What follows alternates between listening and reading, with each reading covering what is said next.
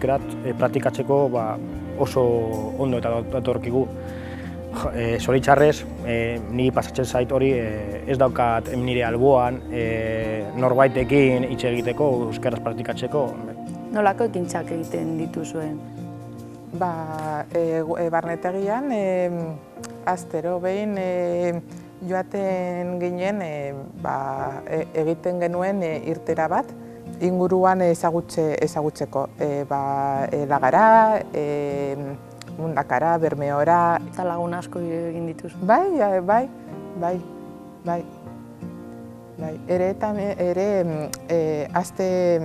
Astero behin, aste artean, mintza praktika berbalagun egiten genuen Gernikan taberna batean, geratzen ginen. Saiatzen baduzula basarela markatu euskeraz hitz egiten beste pertsonekin, euskaldun zaharrekin ere bai, haiek ez daukate arazorik zurekin hitz egiteko eta txarto egiten baduzu, ez kezkatu. Azkenean ere gaztelaniaz egiten dugu txarto eta... 24 orduz euskaraz, hori printzipioz, indio bezala, ni ara joan naiz, oso horrela, baina gero eta gehiago ja hobeto. Jarraituko duzu euskararekin? Bai. Jarraituko dut, fijo.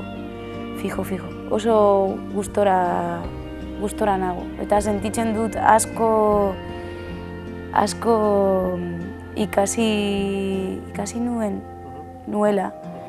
Nabaritzen da, hitz egiten ari gara euskeraz. Txarto ala ondo, hitz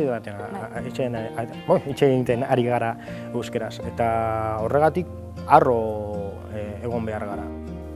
Uda barnetegian da 15 egun, ez da hilabete osoa. Eta da oso praktikoa da ere. Helburuak desberdinak daude klasean, baina amaieran danok euskeraz hitz egiten, danok euskeraz ikasten. Mila esker.